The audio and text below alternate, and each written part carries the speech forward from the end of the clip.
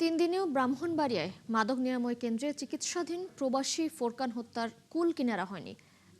কোনো মামলা হয়নি, আটক হয়নি কেউ।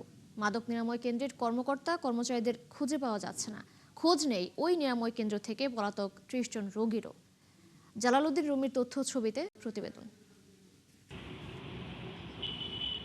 মাদকের নেশা থেকে মুক্তির জন্য ব্রাহ্মণবাড়িয়া শহরের ফুলবাড়িয়া বাসস্ট্যান্ড এলাকায় অবস্থিত প্রয়াস মাদক নিরাময় কেন্দ্রে ভর্তি ছিলেন কাতার প্রবাসী ফোরকান মিয়া, কিন্তু চিকিৎসা শুরুর মাত্র ৫ দিনের মাথায় তার মৃত্যু হয়। স্বজনদের অভিযোগ, অতিরিক্ত মার ধরে ফোরকানের মৃত্যু হয়েছে। তারা জানান, ফোন করে ফোরকানের অসুস্থতার খবর জানানো হয়। এরপর পুলিশের সহায়তায় তাকে ব্রাহ্মণবাড়িয়া জেনারেল হাসপাতালে নিলে তার মৃত্যু হয়। প্রয়াসে দিয়েছিলাম যে ভালোই আসার জন্য, এডিক্টেড ছিল। ওইখানে দেওয়ার পরে ওকে নির্মমভাবে টর্চার করে ওরা ওকে মেরে ফেলে।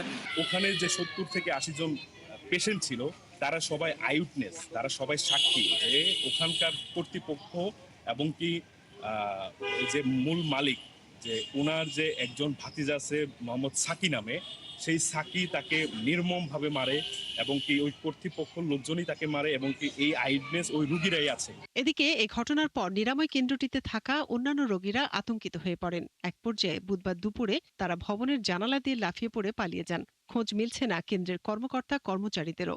এলাকার মানুষ বলছেন, এই কেন্দ্রে অতীতেও এমন ঘটনা ঘটেছে।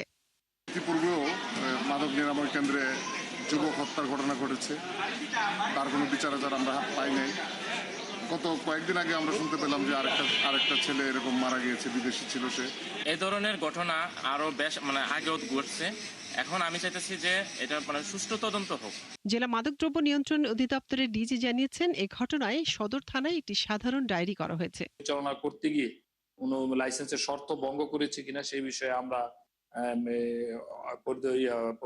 তদন্ত করছি।